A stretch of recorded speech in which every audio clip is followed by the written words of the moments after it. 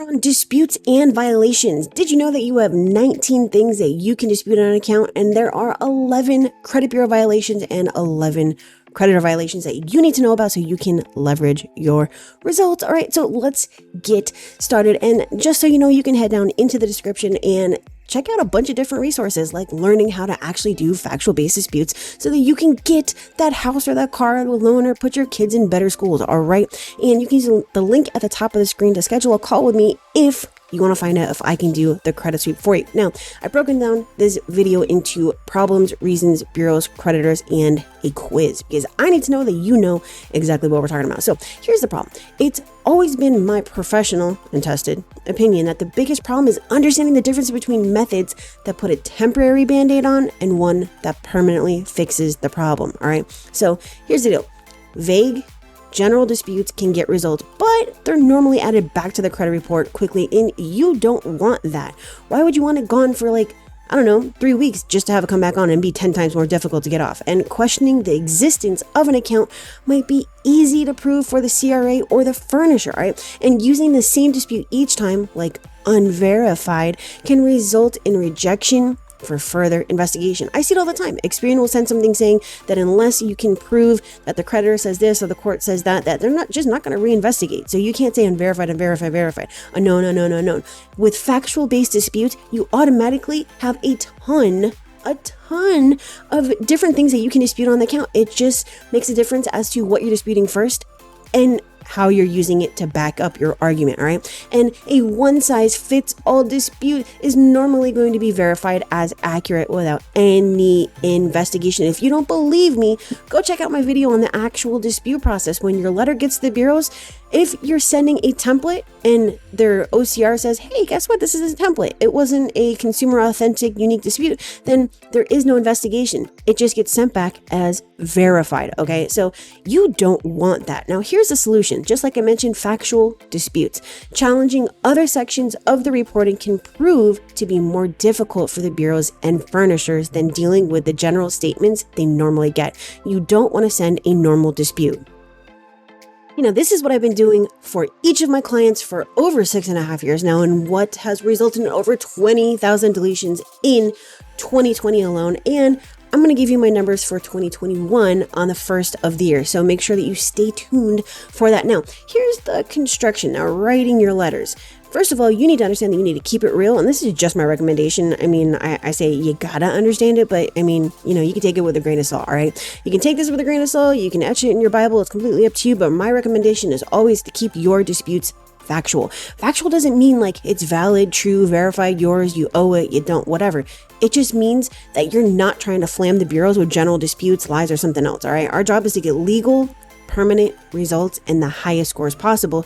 And you're not going to do this by lying and saying, oh, this is not mine, I'm a victim of identity theft, blah, blah, blah, blah. Just keep it real, all right? This is how I do it. My letters include facts and info taken directly from the client's credit report. And when I construct their disputes, I follow a very specific formula. And you can find those videos linked in the description, all right? So now let's go to the next part, reasons. We have 19 dispute elements to check, and here are some of the elements of each of the account to check for inaccuracies, all right?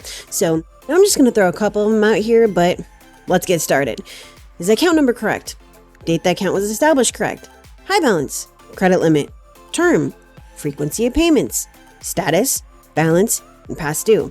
Now, we have 19 of them, and if you want to know the full extent, you can go to expertcreditsweeps.com/dispute-reasons, all right? Should there be a past due balance? Is the date of last payment correct? Payment amount, first delinquency or date of last activity, charge-off amount, date closed, type of account, responsibility section, and additional information. Okay, so now your next steps and what you want to do with this information, and this is just a recommendation, but here's why so many consumers get stuck. Let's say that you found something inaccurate on your account. Now what? I would recommend checking out the videos and resources linked in the description to learn more about how to construct your dispute reasons, your letters, everything, the 5-port formula that generated 20,000 plus deletions in 2020, how to write your letters to get maximum results, and how to remove virtually any negative item from your credit report the right way. The right way is not with templates, it's not with identity theft, it's not with any of that. No online disputes, nothing, okay? Now, Bureau, 11 violations, all right? So these are potential FCRA violations. Number 1, willfully and recklessly reporting false info after being notified of the reporting error and failing to investigate or correct the error. Reinserting or re-reporting a previously deleted item, failure to respond to a dispute within 30 days, and reporting a bankruptcy longer than 10 years. I'm not reading all of them. You can go and check this out yourself. Reporting a paid tax lien longer than 7 years, failing to update or report the status and or balance of account after it was included in bankruptcy as discharged with a zero balance, failing to provide, if requested after verification, the method of verification, reporting a collection or charge-off longer than 7 years from the date of status or last activity, failing to notate that an item on your credit report is under dispute after a creditor or debt collector has reported the dispute, and this is pursuant to Section 623, and reporting a record of arrest or conviction longer than 7 years, failure to provide all relevant info to the furnisher when reasonable means to do so are available. And now let's take a look at creditor violations. We have 11 of them, okay?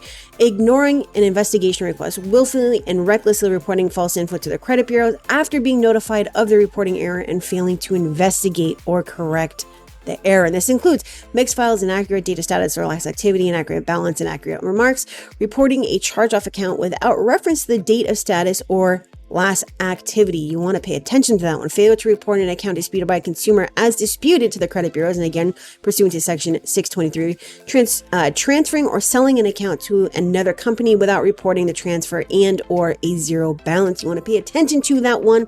Failing to update the status and or the balance of an account that was included in bankruptcy as discharged, falsely reporting the ownership of an account to a non-liable consumer, withholding account data with intent to negatively affect a consumer's credit score. Let's keep going. Failing to delete a hard inquiry that has no permissible purpose. I do have a full webinar on this, okay? Reporting a new duplicate account after receiving notice of dispute. Reporting an account with false reference or without reference to the original creditor. I want to pay attention to that one. And here are the questions, all right? So, if you made it this far, thank you for paying attention, but now we need to test to see if you know what we just went over. True or false? Is it a violation to willfully and recklessly report an inaccurate date last active after being notified of the reporting error and failing to investigate or correct the error? Well, I want for you to put in the comment section what you thought it was, but the answer to this is going to be true, okay?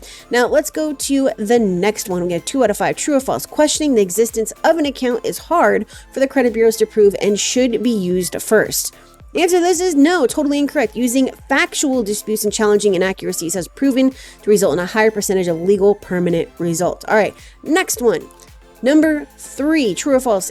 It's not a violation to fail to report, and yes, I know there's a typo, the account as disputed to the credit bureaus. The wrong answer is false. An account should always be marked as disputed within 30 days from the date of the first dispute, pursuant to Section 623. And now, number 4, we have 19 account elements to check out for inaccuracies before we ever talk about inconsistencies between the bureaus that is going to be true. When presented with a credit report, we first check for blatant inaccuracies, such as balances we know to be incorrect, and then we also check out the inconsistencies reported between multiple bureaus in addition to violations, okay? And that is why this works when it's done the right way. It's best to use factual disputes because it's targeted, strategic, and tactical. There's no one size fits all, and the wrong answer is going to be false.